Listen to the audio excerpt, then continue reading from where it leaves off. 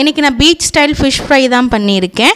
நம்ம பீச்சில் பொடியெல்லாம் போட்டு தருவாங்களோ அதே மாதிரி தான் ட்ரை பண்ணியிருக்கேன். இதுக்கு நான் ஒரு பெரிய மீன் எடுத்திருக்கேன், பாறை மீன். இது வந்து செம்பாறைன்னு சொல்லி கொடுத்தாங்க. இப்போ மீனோட ரேட்லாம் ரொம்ப ஜாஸ்தியாக இருக்குது. இந்த தடை காலம் தான் ஆரம்பித்ததுலேருந்து லாஸ்ட் இயர் கூட எனக்கு அப்படி தெரியல, இந்த இயர் ரொம்ப ஜாஸ்தியாகவும் இருக்குது, கிடைக்கவும் மாட்டேங்குது மீனேவும். இந்த ஒரு மீனோட விலை வந்து 300 ரூபா சொன்னாங்க. நாங்கள் அப்புறம் 250 ரூபாய்க்கு கேட்டு வாங்கினோம். இது அரை கிலோ இருக்குதுன்னு சொன்னாங்க, ஆனால் தெரியல. ஆனால் இதோட ரேட் வந்து 250 ரூபா ஒரு மீனோட ரேட்டு. நம்ம ஃபுல்லாக ஃப்ரை பண்ண மீனே நாங்கள் 300 ரூபாய்க்கு கூட வாங்கி சாப்பிட்ருக்கோம், இந்த மாதிரி இதை விட பெரிய மீன் கூட. ஆனால் இந்த மீன் வந்து இப்போ 250 ரூபான்னு சொன்னாங்க. இதை வாங்கியாச்சு. ரொம்ப கிடைக்கவும் மாட்டேங்குது. அப்புறம் குட்டி குட்டி சங்கரா மீனுமேவும் ரேட் ஜாஸ்தியாக தான் சொன்னாங்க. ஒரு 6 மீன் 7 மீன் வச்சுக்கின்னு 300 ரூபான்னு சொல்லி வாங்கினோம். நாங்கள் கோவளம் அங்கெல்லாம் கூட போய் பார்த்தோம், மீன் கம்மியாக கொடுத்து ரேட் ஜாஸ்தியாக இருக்குது, ரொம்ப ரேட் ஜாஸ்தியாக இருந்துச்சு. அப்புறம் இந்த மீன் மட்டும்தான் வாங்கிட்டு வந்திருந்தோம். இதுவுமே நல்லா ஃப்ரெஷ்ஷாக இருந்துச்சு. ஆனால் மீன் வந்து அங்கேயே க்ளீன் பண்ணியாச்சு. இருந்தாலுமே மேலே இருக்கிற அந்த இதெல்லாம் எடுக்கணும். நல்லா நம்ம சுரண்டி விட்டு எடுக்கிறப்ப நல்லா ஒயிட் கலரில் வரும். அது மாதிரி சிலாம்பெல்லாம் வந்ததுக்கப்புறம் அதை நல்லா கழுவிட்டு இப்போ வந்து உப்பு போட்டு உரசணும். மீன் எப்பயுமே ஃபஸ்ட்டு உப்பு போட்டு உரசினா தான் அதில் இருக்க அந்த கவுச்சி வாடெல்லாம் போகும். நல்லா உப்பு போட்டு நல்லா உள்ள எல்லா சைடுமே நல்லா உரசி எடுத்துக்கலாம். நல்லா எல்லா பக்கமும் உரசி எடுத்துக்கிறேன்.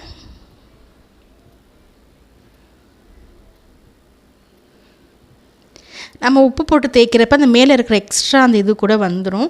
அந்த ஸ்லாம்பு எதுவும் இருந்துச்சுன்னா கூட வந்துடும். இந்த மாதிரி உள்ளே போட்டு தேய்க்கிறப்ப அந்த ரத்தம் மாதிரி இருக்கிறது கூட வந்துடும். உள்ளே இப்படி உப்பு போட்டு உரசுறப்ப இதோட கவுச்சி வாடையெல்லாம் போயிட்டு நல்லாயிருக்கும். மீன் சாப்பிட்றப்ப நல்லா ஃப்ரெஷ்ஷாக ஃபீல் பண்ணலாம்.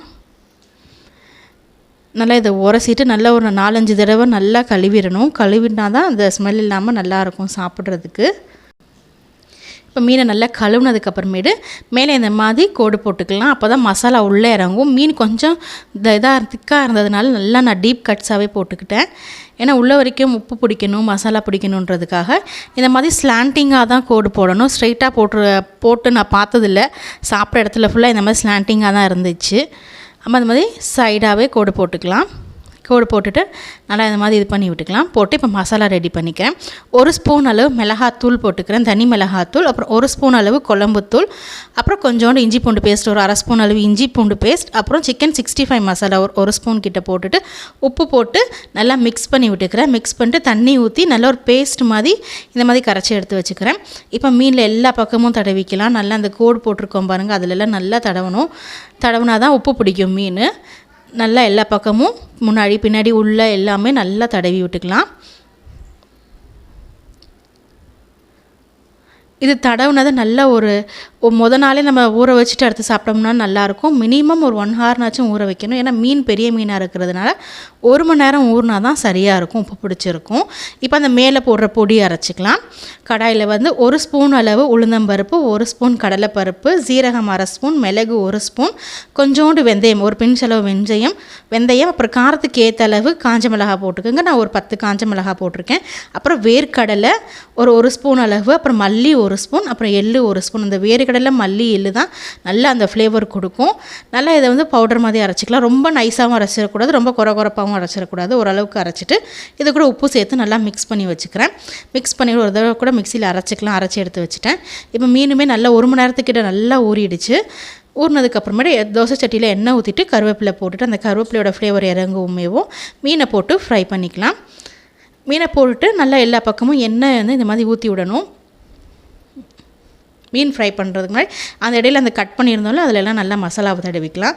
மசாலா தடவிட்டு நல்லா எல்லா பக்கமும் நல்லா மிக்ஸ் பண்ணி விட்டுட்டு இப்போ மீனுக்கு மேலே வந்து இந்த மாதிரி லைட்டாக எண்ணெய் இது மாதிரி ஊற்றி விட்டாந்தான் நல்லா எல்லா பக்கமும் முன்னாடி பின்னாடி எல்லாமே நல்லா ஈவனாக குக் ஆகும். திருப்பி போடுறப்ப நம்ம ஆப்போசிட் சைடில் தான் திருப்பி போடணும். நம்ம சைடு திருப்பி போட்டக்கூடாது, எண்ணெய் நம்ம மேலே தெரிச்சிடும். பாருங்கள் எப்படி தெரிக்குதுன்னு. அதனால் நம்ம சைடு மீன் விழுகிற மாதிரி பார்க்கக்கூடாது, ஆப்போசிட் சைடு தான் பார்க்கணும். ஏன்னா பெரிய மீனாக இருக்கிறதுனால நல்லா எல்லா சைடுமே இந்த மாதிரி எண்ணெய் யூஸ் பண்ணி மேலே கீழே இருக்கிறத எடுத்து மேலே ஊற்றி ஃப்ரை பண்ணணும். இந்த சைடு வயிற்று பகுதியிலனா நிறையா ஊற்றணும், ஏன்னா உள்ளே மசாலா போட்டிருக்கிறதுனால. இப்போ நல்லாவே மீன் ஃப்ரை ஆகிடுச்சு. இப்போ இதை நான் எடுத்து வச்சுக்கிறேன்.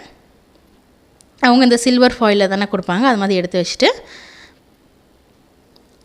இப்போ இதுக்கு மேலே நம்ம அரைச்சி வச்சுருக்கேன் இந்த பவுடரை சேர்த்துக்கலாம். நம்மளுக்கு தேவையான அளவு சேர்த்துக்கிறேன். இது கூட அந்த கட் பண்ண ஆனியன்ஸுமே எடுத்து வச்சுக்கிறேன். எடுத்து வச்சுட்டு இதை சாப்பிட்டோம்னா அப்படியே நம்ம கடையில் பட்டினம்பாக்கம் பீச்சில் வாங்கி சாப்பிட்ற அதே டேஸ்ட்டில் தான் இருந்துச்சு. நல்லாவும் இருந்துச்சு நம்ம வீட்டிலே ட்ரை பண்ணி சாப்பிட்றதுக்கு. நல்லா சூடாக இருந்துச்சு. நல்லா ஆவி பறக்கிற இந்த மீனை எடுத்து கொஞ்சம் வெங்காயம் இந்த எக்ஸ்ட்ராவாக இந்த பொடி வச்சு சாப்பிட்றப்ப டேஸ்ட் அவ்வளோ சூப்பராக இருந்துச்சு. ட்ரை பண்ணி பாருங்கள். சின்ன சின்ன மீனுங்களுக்குமே இது நல்லா தான் இருந்துச்சு.